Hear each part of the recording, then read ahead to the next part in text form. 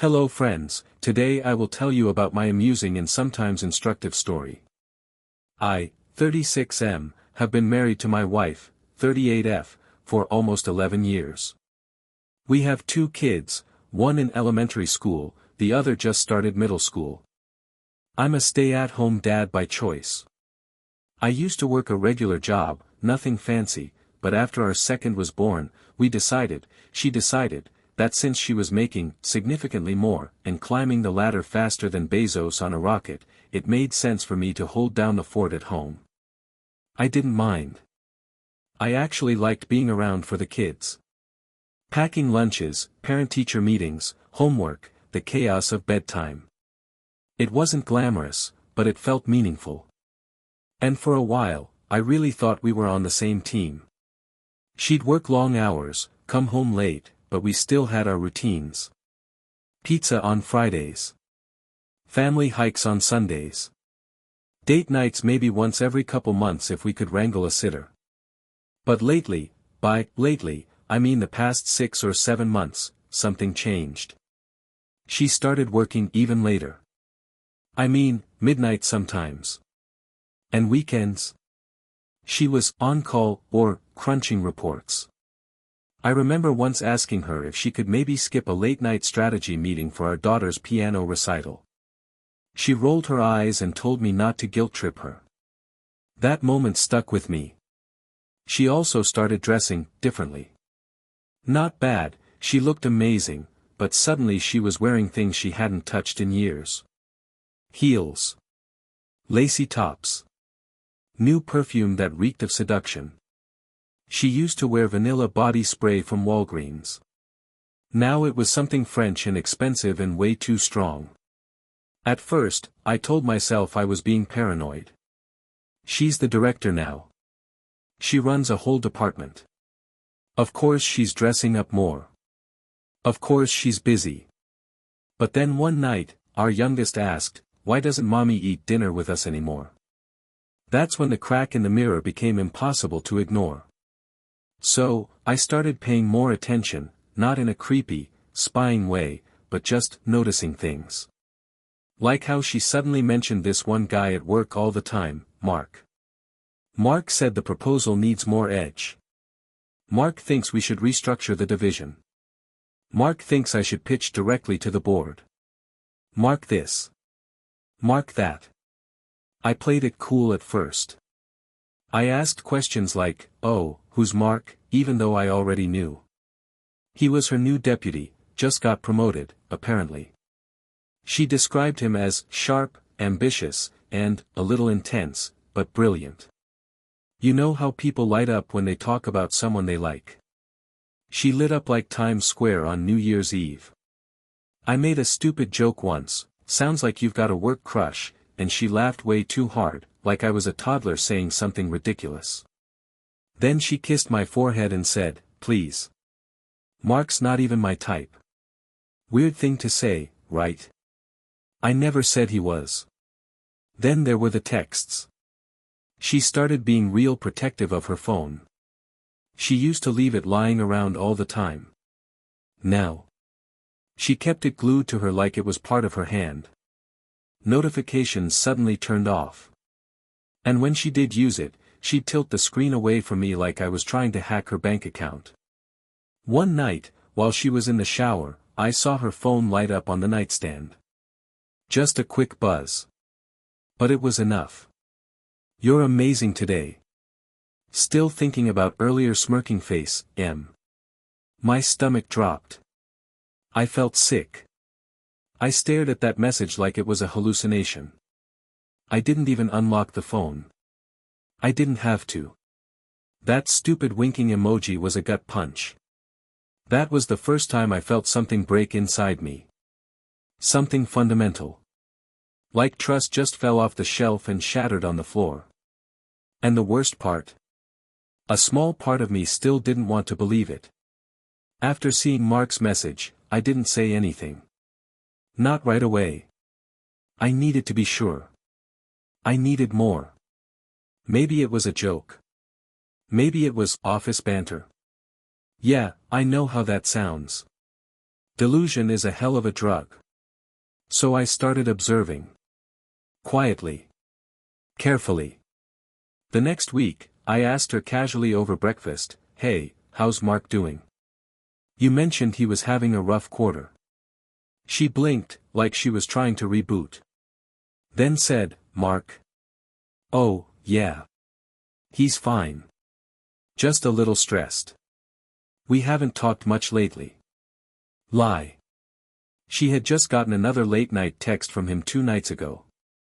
I'd seen it flash across her Apple Watch while she was pouring wine. She didn't know I saw. Another time, she told me she had a conference over the weekend. In Chicago. It was a 2-day summit. Her company does send her on those sometimes. She packed a suitcase and everything. Booked a hotel. Left Friday morning. But something felt off. So I checked the name of the conference. Googled it. There was no summit in Chicago that weekend. There was one the following week in Dallas. I didn't confront her. Not yet. Instead, I called her hotel. Gave them her name. The front desk said there was no guest by that name checked in. I just said, "Thank you," and hung up. Then I spent the rest of the weekend with the kids. We watched Disney movies. I made pancakes shaped like animals. My daughter asked me why I looked tired. I told her I was just thinking too much. That wasn't a lie. When my wife came back Sunday night, she was glowing. Like she'd been on a spa retreat. She tossed her suitcase near the laundry room, kissed me quickly, and said, "You won't believe how boring that summit was." I stared at her. She smiled like nothing was wrong. Then she went to take a bath. I sat on the couch for a long time that night, just listening to the water running upstairs. My head was full of noise. But one thought cut through all of it. She thinks I'm stupid. I didn't sleep that night. Not really. I lay next to her, listening to her breathe, wondering who else had done the same 24 hours ago. My brain kept looping images of her and Mark in a hotel room. Her laugh. Her perfume. Her saying his name the way she used to say mine. The next morning, I called my brother. Told him a toned-down version, just that I had a bad feeling, and maybe I was being paranoid. He asked, "Do you want to know the truth, or do you just want to survive this?" That hit me. Because, up to that point, I hadn't wanted the truth. Not really. I just wanted things to go back to normal. I wanted the version of her that hugged me in the kitchen and whispered, "Thank you for this life." The version who asked me to dance in the living room on our 5th anniversary while the kids were asleep upstairs. But that version didn't exist anymore. So I started looking. I checked our shared laptop. She used it for work when she forgot hers at the office. I know her password. It's the same as the one she's used since we were dating. She thinks I never remember birthdays, but I remembered that. There wasn't much at first. But in the downloads folder, I found something. A PDF printout of a hotel reservation from 3 weeks ago. 2 guests. 1 king bed. Not Chicago. Not even close. It was local. 20 minutes from our house. She hadn't gone away at all. She just stayed nearby, with him. I took a screenshot and emailed it to myself. Then I found a text thread. She hadn't logged out of her iMessages. Not everything was there, but what was? It was enough. "Mark, God, I couldn't stop thinking about you in that dress. You're evil." Her, "You bring out the worst in me," smiling face with horns. "Mark, let's do Friday again. Same place." Her, "Only if you bring the handcuffs this time," face blowing a kiss. I don't even know how long I stared at that thread. My mouth was dry. I couldn't feel my hands. My ears rang like a bomb had gone off. There was this sick feeling in my chest, like grief, nausea, and rage had all decided to throw a party in my ribcage. I shut the laptop. Sat there in the dark kitchen, lights off, blinds closed. That was the moment I knew it was real. Not a suspicion. Not paranoia. Not, maybe.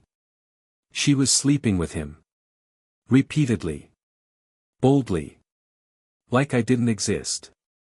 I planned it. Carefully. I waited for a Friday evening, one of her late nights. She said she had a department dinner with Mark and a few other execs. Networking, she called it.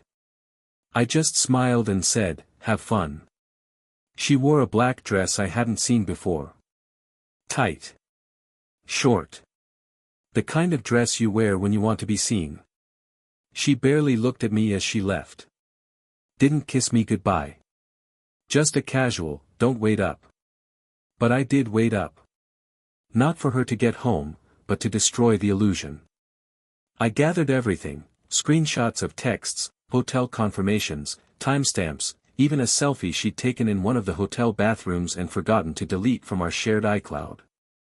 She was biting her lip in the mirror with a caption that read, "Naughty director at your service, face blowing a kiss." She never sent it to me. She got home around 11:30 p.m. Her hair was messy. Lipstick smudged. She looked satisfied. Like she'd just been adored for hours. She didn't expect me to be awake.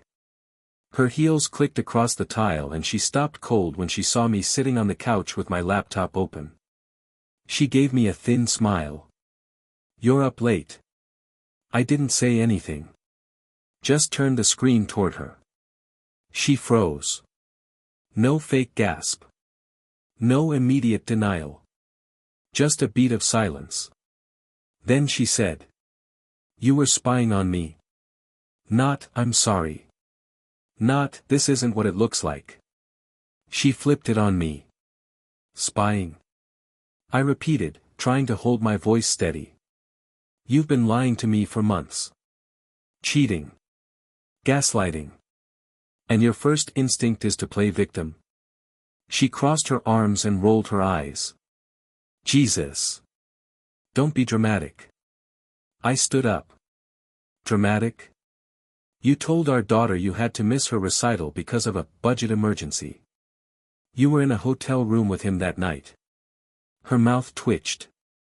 For a second, I thought I saw guilt. But then it was gone. "I needed passion," she snapped. "You don't get it. I'm out there building an empire while you're home folding laundry and making dinosaur-shaped nuggets." That hit harder than anything else. The disgust in her tone. Like everything I'd done, the parenting, the support, the holding our life together, meant nothing. "Mark makes me feel alive," she said. "You used to. But now? You just orbit around me like a housemaid with feelings." She said that. A housemaid with feelings. I felt something crack in me. Not like glass this time. Like bone. I didn't yell. I didn't cry. I just said, "Get out." She didn't leave right away. She just stood there, arms crossed, like I'd inconvenienced her by finding out. Like I had broken the rules by reacting. "Don't be ridiculous," she said, waving her hand like I was a child throwing a tantrum. "Where am I supposed to go? It's midnight." "You have a whole other man," I said. "Go to him." She narrowed her eyes. "I'm not doing this with you tonight." And then she just went upstairs. Like it was any other night. Like she was still queen of the castle, and I was just the help getting mouthy. I sat on the couch in stunned silence while she slept in our bed. The bed I put together with an Allen wrench and 3 missing screws when we first moved in. The bed where our kids had curled up after nightmares. The bed where I thought love lived. She tainted everything. The next morning, I woke up to the sound of our youngest laughing in the kitchen. She was making pancakes. Singing. Acting like she wasn't detonating the family from the inside out. She smiled at me like nothing had happened. "We can talk later, okay?" I didn't respond. I packed a small bag, told the kids I was going to visit Uncle Nate for a bit, and left. I couldn't breathe in that house. Not with her still there. Not with her pretending this was a normal Saturday. Over the next few days, she sent me mixed signals. First, it was icy silence. Then came the texts. Asterisk, we can fix this. You're overreacting.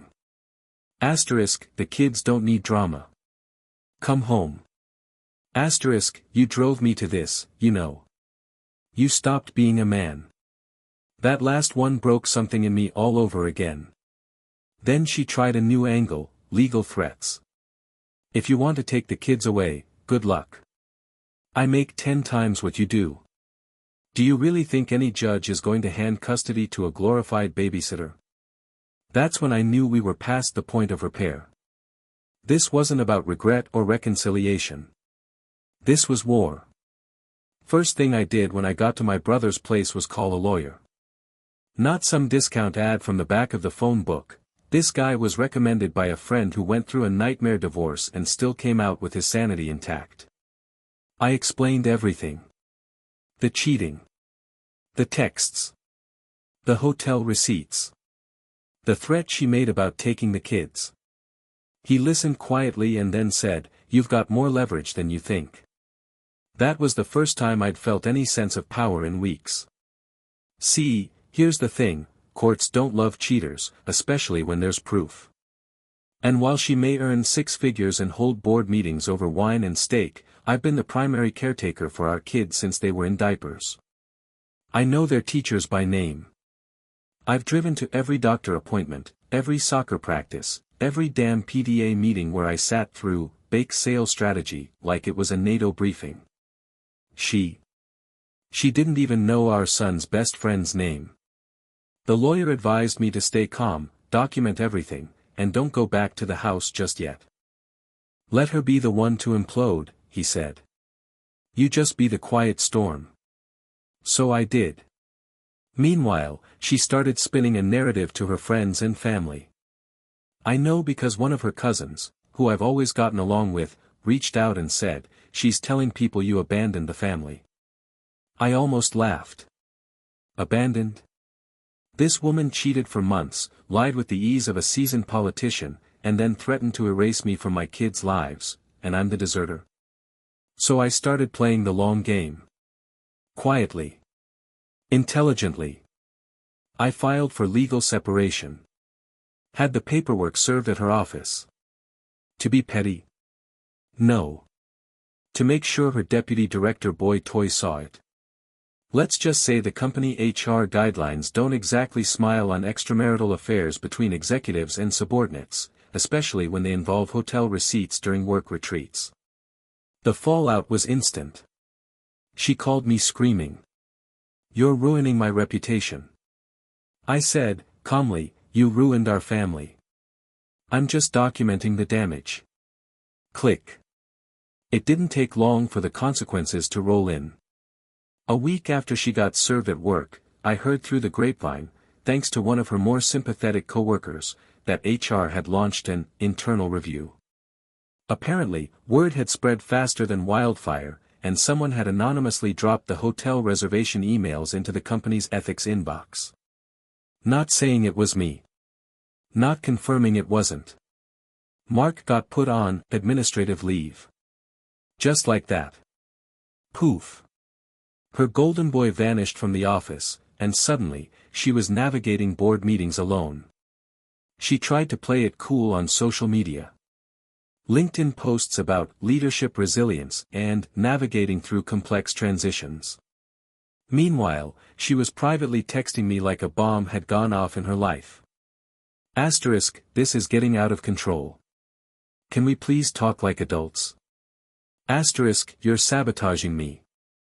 For what? A bruised ego? Asterisk, you're the one who failed me first.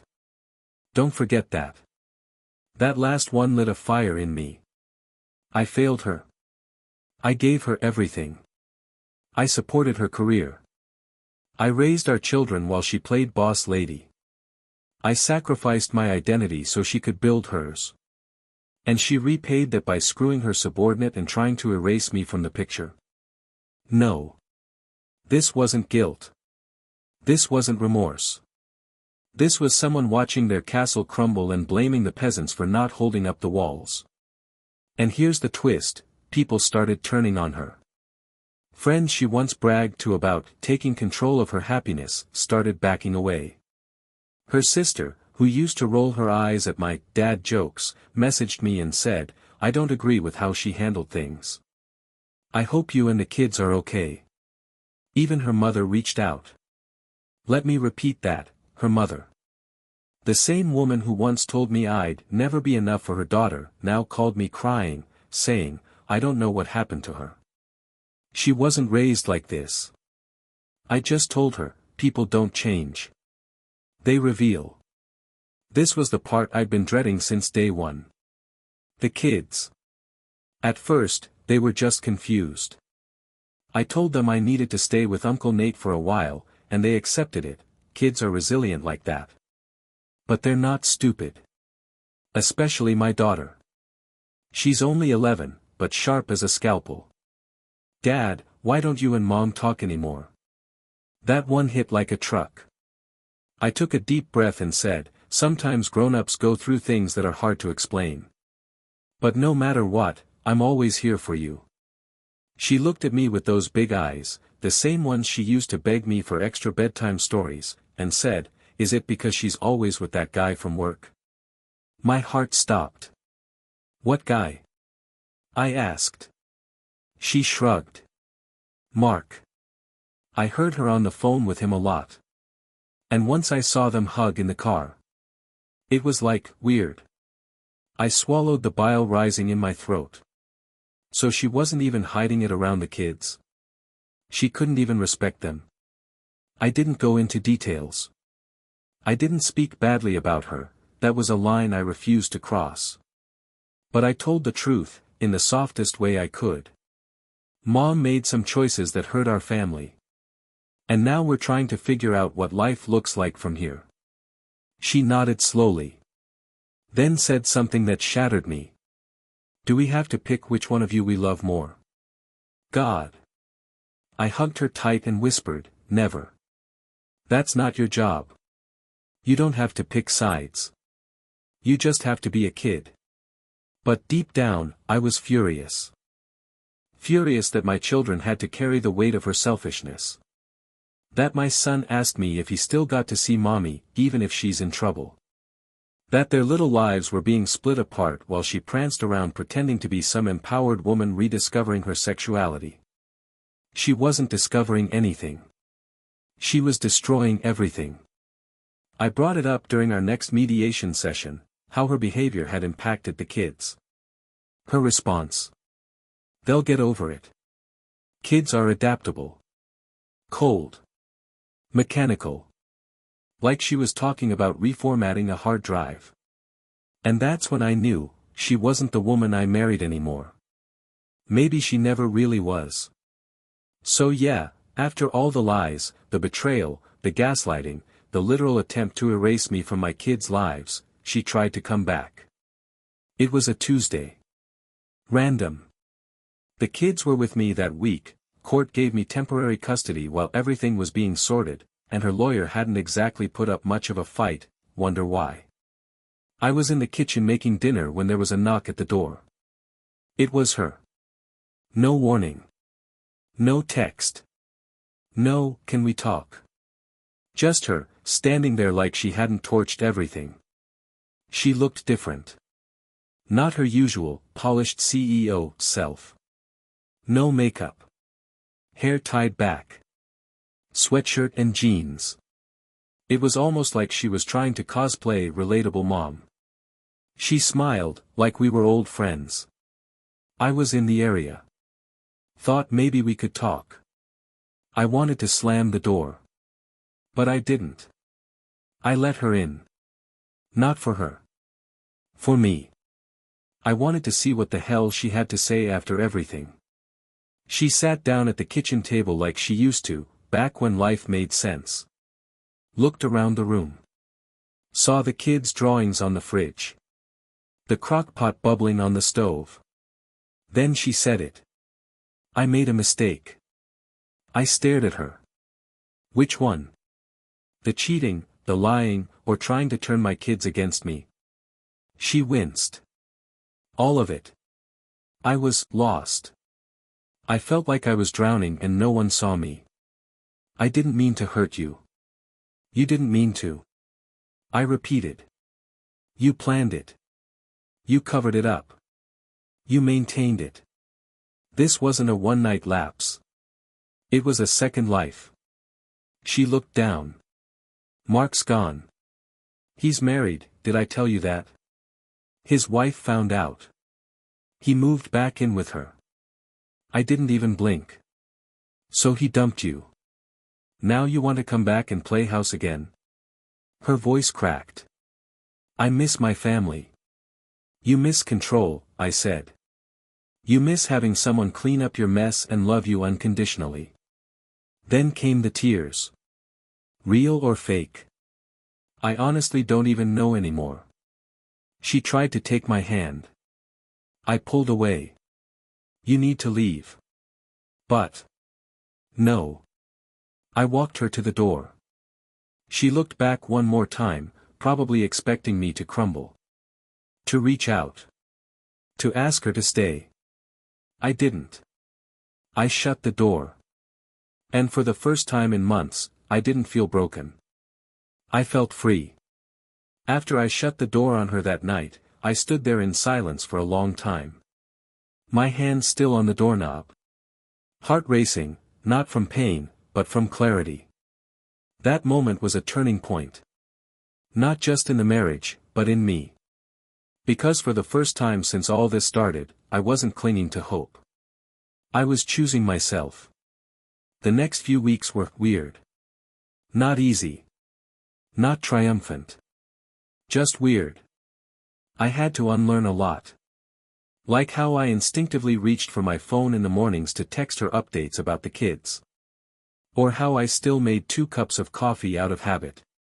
Or how some nights, I'd roll over expecting to find someone there, and just stare into empty space. But I also started rebuilding, quietly. I found a part-time job at a local library, something flexible that let me still pick the kids up from school. I reconnected with old friends I'd drifted from while orbiting her career. I went to therapy. Highly recommend that, by the way. Nothing like a professional to untangle the emotional spaghetti you didn't know was knotted up inside you. The kids started stabilizing, too. My son was sleeping better. My daughter started smiling again without forcing it. We made Saturday mornings, dad and kids breakfast bonanza. They picked the menu. I pretended to be a 5-star chef. They gave me Yelp reviews in crayon. It became our thing. She tried to worm back in a few times. Texts. A card. Once, she dropped off a gift from her for my birthday. A watch. Expensive. Cold. I didn't respond. I didn't need things. I needed peace. And slowly, I was finding it. One night, after putting the kids to bed, I sat outside on the porch. Just sat. No music, no phone. Just quiet. And I realized. I wasn't angry anymore. I wasn't sad. I wasn't waiting. I was healing. Just when I thought the storm had finally passed, when the house felt like a home again instead of a crime scene, she pulled something I didn't see coming. She filed for full custody. Yep. You read that right. After everything, the affair, the lies, the manipulation, the disappearing act, she went to her new lawyer, she dropped the bulldog and hired some high-end image consultant in a suit type, and filed a motion claiming I was emotionally unstable, controlling, and, get this, undermining the children's relationship with their mother. It felt like someone had taken a hammer to my chest. I remember reading the paperwork, just sitting on the living room floor, unable to even blink. There were lines in there that made me feel like a stranger in my own life. She exhibits concerns that the father may be influencing the children's perception of her. She reports a pattern of possessive behavior and emotional manipulation. She believes returning to a stable maternal environment will better serve the children's long-term emotional development. Stable maternal environment. She hadn't taken our daughter to a single dentist appointment in 3 years. My son still asked me if mommy was mad at him every time she missed a weekend. But now, she wanted the courts to think I was the problem. I wanted to scream. But I didn't. I called my lawyer. He was calm, unshaken. She's panicking, he said. This is a power grab. She lost control, so now she's trying to rewrite the narrative. He helped me pull together everything: texts, calendars, school attendance logs, medical records, photos of the kids at every event she bailed on. Even testimonials from teachers and our pediatrician about who actually showed up. We buried her in facts. In the hearing, she tried to look composed, but I saw the crack in her veneer. Her lawyer spoke like they were presenting a polished commercial. Mine just read the truth. Calm. Unapologetic. Unbendable. When the judge asked her about the cheating, she tried to brush it off. That's not relevant to parenting. The judge nodded, then turned to me and asked, who's taken the children to school this year? Me, every day. Doctor appointments? All of them. Extracurriculars? I coach soccer. She stared at her lap. The judge ruled joint custody, with primary physical custody awarded to me. She got alternating weekends. Supervised for now, pending further evaluation. Her face fell. It was over. Again. After the hearing, I walked out of the courtroom holding my lawyer's final copy of the custody ruling like it was a birth certificate. A document proving something sacred: my children are safe. It wasn't victory. It wasn't revenge. It was protection. That's all I ever wanted. She walked out 10 minutes later, stone-faced, sunglasses on like the cameras were watching. There weren't any. Just her ego shielding itself from the fact that the narrative she built, about being the victim, the misunderstood, the unappreciated powerhouse, had cracked in full view of a courtroom. She didn't speak to me. She hasn't really spoken since. And you know what? That's fine. The silence is a blessing. Life didn't magically go back to normal. There was no Hollywood montage where I got six-pack abs, found a hot new girlfriend, and learned guitar in my garage. Real healing is slower. Quieter. But it's happening. I started therapy with the kids. Family sessions once a week. My daughter opened up first, talked about how mom doesn't listen when she talks. My son admitted he feels better when he's at my place because it's not tense. I started journaling, something I hadn't done since college. Just thoughts. Truths. Sometimes rage. Sometimes gratitude. Sometimes both. And I started taking care of me. Joined a rec basketball league with other dads. Took a weekend trip by myself, no kids, no noise, just me and a cabin near the lake. It was the first time I had felt alone without feeling lonely. The kids are thriving. My daughter made honor roll. My son started playing guitar, badly but enthusiastically. I taught him 3 chords and he calls it rockstar training. He said he wants to write a song about pancakes. I'm on board. The house feels lighter now. It doesn't echo with silence or tension. It's filled with life again: homework battles, burnt grilled cheese, Nerf wars, and laughter that isn't forced. Sometimes I still have nightmares. Sometimes I still see her in that hotel bathroom mirror selfie, or hear her voice saying, "You're just a housemaid with feelings." But those moments are getting fewer. Softer. Easier to walk through. I'm not healed yet. But I'm healing. And that's enough. If you're reading this and you're in the early stages, where your gut is screaming but your heart is whispering maybe it's nothing, listen to your gut. That voice you keep ignoring. That's your truth trying to break through the denial you've built like a bunker around your heart. Let me be brutally honest, if you're digging for signs, you've already found them. If you're rationalizing their coldness, their lies, their disappearing acts, you already know. And if you're in a relationship where your worth is measured in silence, sacrifice, and being supportive while your partner burns down every boundary, that's not love. That's servitude dressed up in commitment. People always say, you should fight for your marriage. I did. I fought. I sacrificed. I gave every ounce of patience and grace I had left. But sometimes, the person you're fighting for is also the one stabbing you in the back. And you have to decide, do I keep bleeding for someone who wouldn't even bring me a bandage? To the stay-at-home parents out there, especially the dads, because society still likes to pretend we're background characters, don't let anyone make you feel like you're less than, because your currency isn't financial. You don't need a salary to prove your value. I showed up. Every day. And in the end, that mattered more than anything. If you're in the thick of betrayal, wondering if you'll ever feel whole again, you will. But not by waiting for an apology. Not by hoping they'll change. Not by wishing things would go back to how they used to be.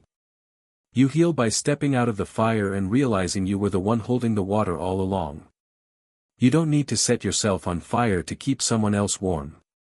It's been just over a year now. The house feels different. Not just physically, though I did finally take down the wedding photos and donate the wine glasses we never used, but emotionally. It's peaceful. The kind of peace you don't even realize you've been missing until you get it back.